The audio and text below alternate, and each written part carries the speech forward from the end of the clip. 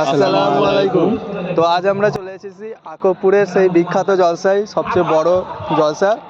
অ্যাড্রেসটা তুমি বলে দাও।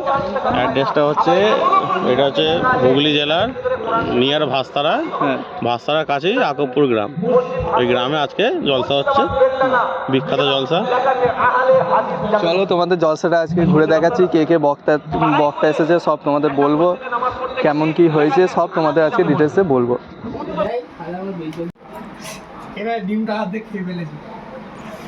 পাল্টু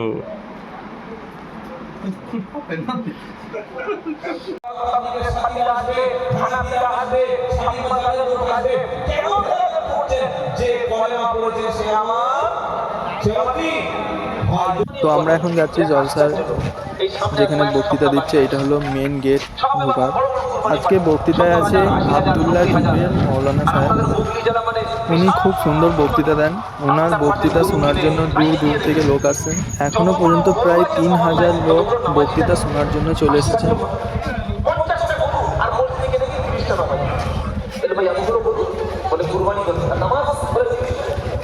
মেন মঞ্চটা হচ্ছে এই ডান দিকে।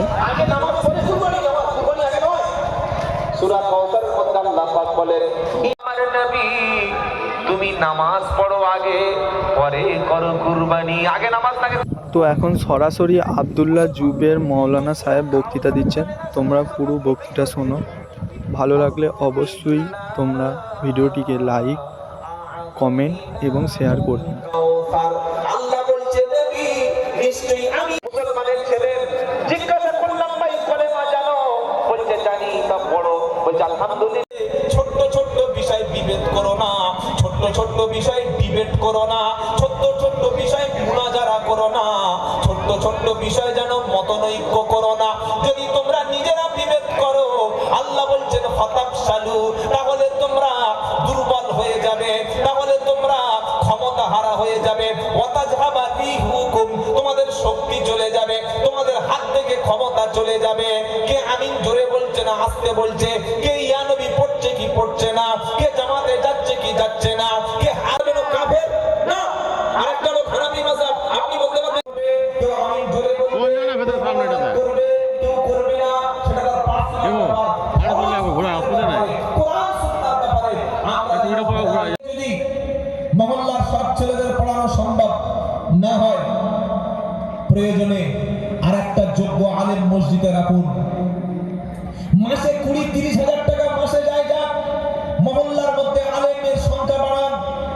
মসজিদ ভিত্তিক দিন শিক্ষার কেন্দ্র তৈরি করুন। তাছাড়া জাতির বাঁচার কোনো উপায় নাই। মাদ্রাসায় পড়া ছেলে পড়ে জানেন? 100-র মধ্যে শতকরা 2 জন মাদ্রাসায় পড়ে। কজন? 2। বাকি 98টা ছেলে, 98% মেয়ে স্কুল, কলেজ, ইউনিভার্সিটি পড়লো, তারা তো দিনের ব্যাপারে নলেজ জিরো, কোনো জ্ঞান নাই। কারণ 98টা ছেলে তো মাদ্রাসায় যায় না। 2% আলেম আছে সমাজে। 98টা ছেলে দিন শিখবে কোত্থেকে? ইলম শিখবে কোত্থেকে? ইসলাম জানবে কোত্থেকে? এই জানার শ্রেষ্ঠ মাধ্যম হচ্ছে আপনার গ্রামের মসজিদ। মসজিদ ভিত্তিক মক্তব চালু করুন। এসি প্রয়োজনে বিক্রি করুন। মসজিদের ক্যাশ বাক্সটা ভেঙে ওই টাকা দিয়ে কিতাব কিনে ভালো আলেম রেখে প্রত্যেকটি ছেলে প্রত্যেকটি মেয়েকে মসজিদের শিক্ষা দিয়ে দ্বীন ইসলামের বুনিয়াদ শিক্ষাটা মসজিদ কমিটি যদি বাধ্যতামূলক করতে পারেন, ইনশাআল্লাহ। রাস্তার একটা লোককে 500 টাকা দিলাম,